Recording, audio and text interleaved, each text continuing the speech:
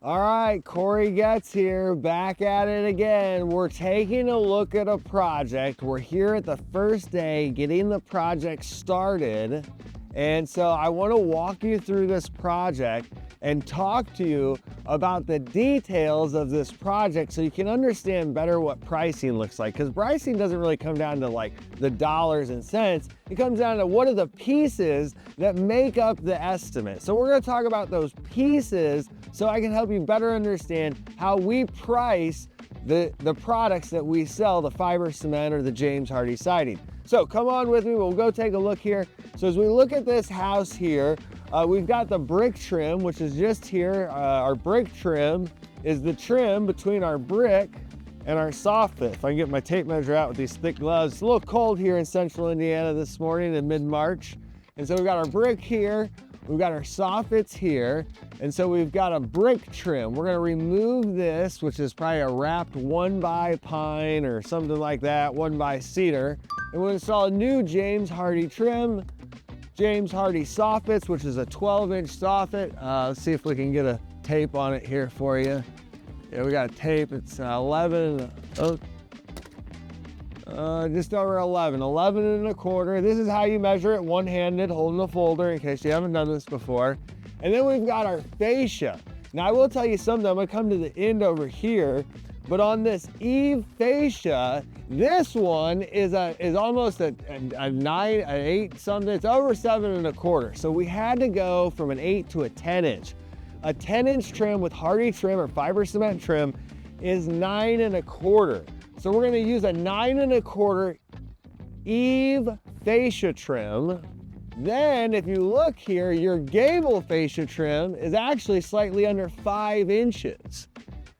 So on that one, we'll use a 6-inch trim, which is a true 5.5 inch. We'll use 4/4 trims on these to help cut down on weight. Also, they don't have the grooves in the end on the 6-inch and the 8-inch. So again, we'll replace all the solid soffits here. Now what we'll do on this one is we'll pull off the aluminum fascia, we'll pull off the aluminum soffits, we'll leave that channel, and then we'll install the new soffit and then the new fascia on top of that. When we're replacing the roof on this project, so we'll put a new roof on and then a new roof edge flashing on this one, okay? Now this was a really nice one because it went from a soffit fascia gutter job, a retail project that was, you know, a smaller project, you know, high 4 to low 5 figures, and then all of a sudden we got a whole roof on it. It was a really good roof project. The house, the gutters, or the house, the garage, the shed. So just by starting out with the soffits and fascias on the James Hardie product that they wanted. Now this project was a referral from a past project, which was actually a vinyl project. They didn't have the money, they didn't have the budget, but they were able to refer us to somebody who did have the budget for the James Hardie soffits and fascia.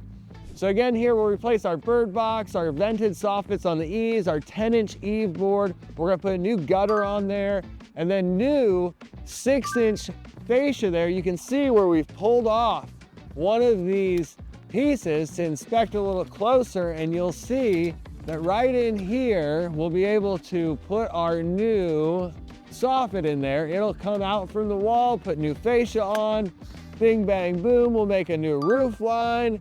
Easy. Now, if you're not replacing the roof, it's a completely different story here. Let's be really clear about that. If we weren't doing that, then we'd have to make sure that that reveal doesn't move too much. So as we tear off, we have to reevaluate. We may need a roof edge flashing, but either way, we're not moving that roof line if we're not replacing the roof. So keep that in mind as you quote these projects. So let's keep coming around here. You'll see, again, we'll replace all the soffits and fascias coming around. The guys are back here working. They're taking off the gutters and the downspouts. We recycle all our aluminum. I'm not sure if you guys do. We don't want to pay to dump that. And then you'll see back here where this homeowner has had some rotten wood on the eaves, all of that. So we're going to help get rid of that. We'll replace any rotten wood as we go. Again, we're going to replace the 6-inch brick trim down here on the bottom. We have 12-inch vented soffits on the eaves. As we come around this porch, the screened in area back here, We're gonna have solid soffits on the gables. Those should not be vented. Again, this has a wider fascia board in the back, so we'll replace that with the wider 8-inch fascia board. Let's show you what that looks like. So again, we had 6-inch on the front. Here we've got just under 7. We'll need a 7 1/4 or 8-inch fascia here on the back. And then as you come around here, you're gonna see this is why they called us. They called us because of this here. So this is the part that was the original issue. We said, hey, we can come out, we can take care of this, we'll fix this. Ended up finding the wind damage, got them quoted on a whole new roof, got the insurance to pay for it, all because of this area here. It started with this retail project, turned into a larger insurance project. But again, we've got our brick trim, 12-inch soffits, 10-inch fascia, gutters, all getting replaced here. And again, we're gonna use James Hardie, Color Plus, Arctic White, comes with a 15-year finish warranty. The customers love that. We've got the 30-year warranty on the trim now. They just upgraded that, love that. So now we've got our soffits and our fascias here. Again, we'll replace those all out.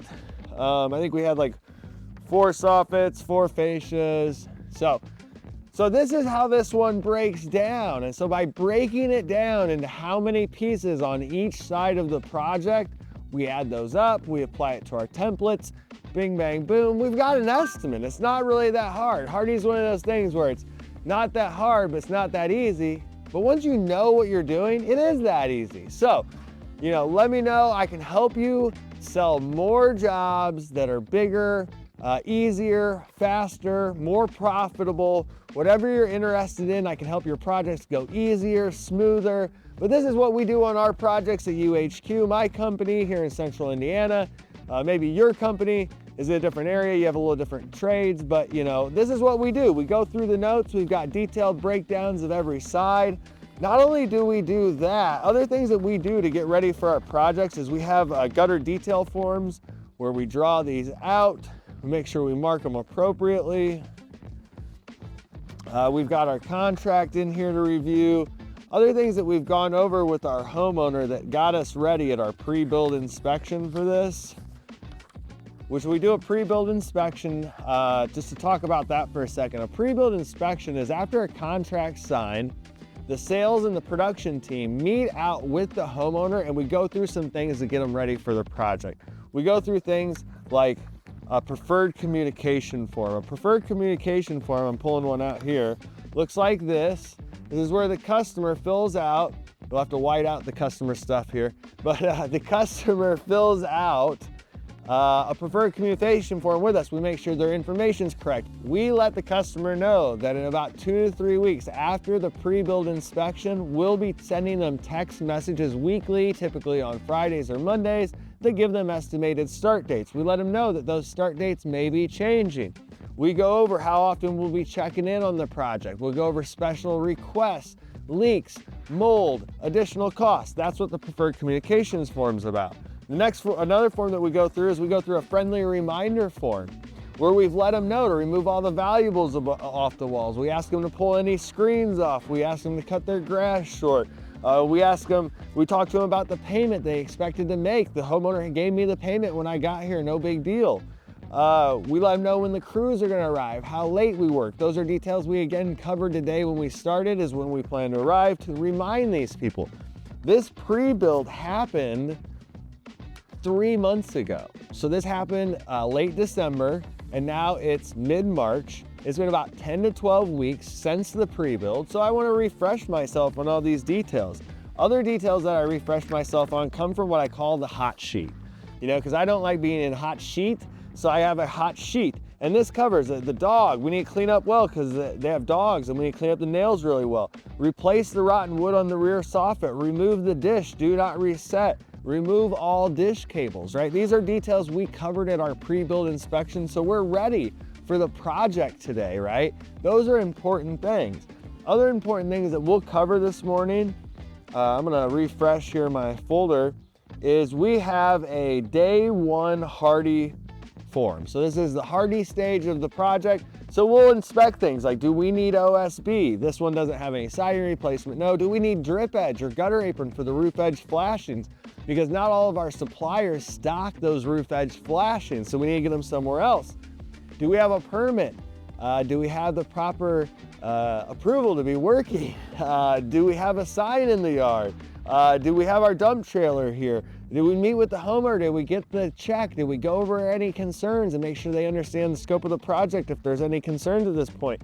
Show the homeowner any existing damage we've maybe not given them so far. Giving them a business card. Looking for damage on the property that wasn't there at the pre-build. Meeting with the crew leader. Going through all the details on the project.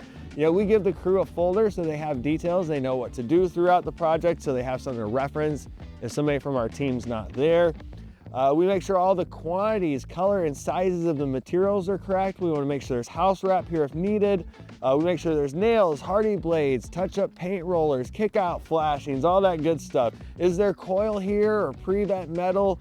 Do we have everything we need? Do we schedule a time to match the paint if it's needed? And make sure to remind the crew, hey, let's clean up at the end of the day. That's a list of stuff every Hardie job on day one. But a lot of times when we start a project, it's not just, hey, we're here and it's day one, it's that we're tearing off too. So what do we cover when we tear off? Because sometimes we tear off and it's not day one. So we have a form that helps us cover that, right? So we want to make a collective check if we haven't already collected. Check with the homeowner, make sure everything's going good. Send the detail form to the crew if they haven't already gotten it. Make sure the crew is not putting the ladders directly on the gutters, or are the gutters being replaced? Is the crew controlling the debris? Are we protecting the AC, the garage door? Are we doing, making sure the screens aren't getting damaged, no lights, anything like that? Are we checking for additional rotten wood? Do we need more 2x4s or OSB? Is the house wrapped properly? Are all the seams taped around the house wrap? Are the windows, do the windows have proper flashing tape, even if they're old windows not being replaced? Did they mark the studs? Does the crew mark the studs for where we're nailing? Did they start bending the metal yet, or do we need to look at that? Does the dump trailer need to be dumped? Do we need to check to make sure the paint matches? Is the crew wearing our gear? Do we have loud music that needs to be turned down? And again, are we cleaning up daily? These are the things we look at when we tear off on a project. So we covered both of those when we come here this morning to make sure the project's going well. And then we have one more that we just call, we'll cover that one later. But we have other ones that'll cover a day one Hardie install. We have just a check-in for every project. But the key here is having systems and processes, forms that we can easily reference for a project, either digitally like I did or physically. Both is what we do at my company. It's really easy. We use AccuLinks as our CRM. It saves us a ton. So I hope this was a helpful video to show you what does it look like when I start a project? What are some of the details? This isn't everything, but what are some of the details we cover? Because I want a 5-star review from this customer at the end, because the last customer referred me and I believe gave us a 5-star review. If they didn't, we'll make sure to get one. But that's the whole key is, do we have a happy customer that'll refer us to the next 3 or 4 customers? These are lifelong relationships that we're building here. So if I think of somebody as my lifelong friend, how do I want to treat their project, right? Is that differently than somebody I'm never going to see again? Right? And that's why we do all this stuff. We put all this together so that way I can treat these people like a lifelong friend and have a long-term relationship with these people. And so hopefully you can see that by doing that, you can make more money faster and easier. You can take a smaller project, turn it into a bigger project just by taking the time to inspect a project, right? So there's ways that we can be there and make more money faster, get bigger jobs, work easier, smarter.